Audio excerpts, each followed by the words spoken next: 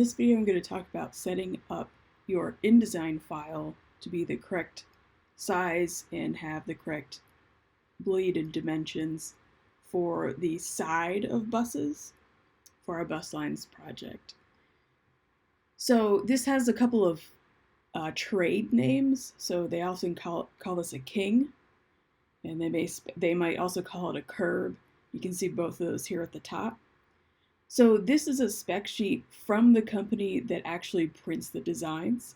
And it's very similar to spec sheets that you'll see for anything from like placing an ad in a program to designing a newspaper ad or magazine ads. All these things have a spec sheet kind of like this. So it's kind of overwhelming, and I'm going to talk about the most important things here. So first of all, your graphics type must be 300 pixels per inch, and it must be in CMYK. If you use vector graphics, you won't have to worry about resolution. So remember, vector graphics are what we draw in Illustrator with points and lines. And when we need to worry about resolution, that's when you're working with pixel-based or bitmap images, which is what you use Photoshop for. And we're going to export these in PDF format, so we won't have to worry about these different file types. As we go up here, we can see here that this graphic is actually going to be 30 by 144 inches. It's a real weird size. It's a real weird aspect ratio. Notice this here, design at 1/4 scale. This is a really common thing for outdoor advertising or outdoor graphics. So things like billboards, and that includes the traditional sort of printer or vinyl ones as well as digital ones, are often designed at a smaller size and then kind of blown up. So if you actually got really close to a billboard that had a pixel-based image on it, a photo, it would be blurry, but you can't tell when you're driving by it from, hundreds of feet away. So it's one way to make it possible to just design these things without a crazy high-res photo. And also to save on file size. All their software in their production department is set up to print these files at 4 times the size that they're submitted. So this is what they're expecting. So in this case, there's no bleed on these files. And you can see that's because they're just sort of produced and trimmed on the edges and plastered right on the bus. When we get to the tail, we'll see that it does have a bleed in order to fit in the place it needs to go. So this one will be pretty simple. So zoom out here.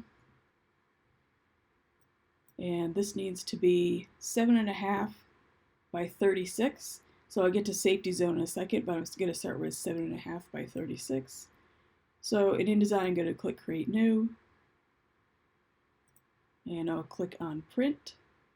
Print ensures that my document is going to start out in CMYK mode. So CMYK is the color mode of print, and this is going to be printed, so I have to do everything in CMYK. So if I'm remembering it right, it was 36 inches wide and 7.5 inches tall. And I'm definitely going to uncheck facing pages. So even if you start out with only one page, a great way to work on these to hash out ideas is to have several pages. So even if you start with only one, if you then in your Pages palette duplicate spread and kind of keep working on that idea, it's going to end up wanting to make them facing pages. So uncheck this. It's not facing pages. Don't check it. So I'm going to flip back to this and double check. So 7.5 high, 36 inches wide. And the other thing I have to look at here is safety zone. So safety zone is essentially margins. They're just saying don't put anything important outside this area. It could be because it might get slightly trimmed off. It might get covered up. If on other types of buses, sometimes they'll kind of like have this corner of the wheel well, and they want to make sure that that doesn't have to happen unrealistically perfectly when the ads are put on. So if I look here, so my document is 7.5 inches tall and my safety zone is 7 inches. So 7.5 minus 7 gives me half an inch. So that means if I divide that in two, I have two 1/4 inch top and bottom margins. So I'm going to expand my margins, and the first thing I'm going to do is turn off this chain link. This keeps all the numbers the same, which in a lot of cases you want. And I'm just going to click down on my top and bottom, so I have those 1/4 inches. So this makes up the extra half inch between 7 of my safety zone and 7.5 of the total file height. So this one here, I've got 36 inches wide, and my width safety zone is 35.25. So I know not everyone is in love with math, so I'm just going to bring up my calculator, and I'll do this one on the calculator because it's a little bit more complicated with decimals. So I'll just take 36 minus 35.25, and I'll get 0.75. So again, I have to divide that into two, because this is my left-right, and you always divide it by 2 in order to have half it on the left and half on the right.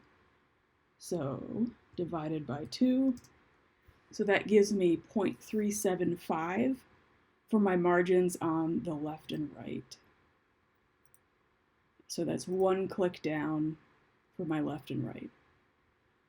All right, so to review, 36 inches wide, 7.5 inches high, not facing pages, and our margins are 0.25 for top and bottom and 0.375 for left and right. There's no bleed, so I don't have to worry about that, and I'll click create. And there's my file, so you can see your outside left and right margins are a little bit taller. Again, remember your page edge is where it goes to gray. So these purple pink lines are that safety zone. So your fine print, your logos, all of the type of your poem absolutely need to be in there. You can definitely have background graphics or, graphics that are going to be kind of borderless. Certainly those can go through that line and off the page, but anything else needs to be inside. So that's your side or curb or king size. Make sure you use this if your poem is labeled that way.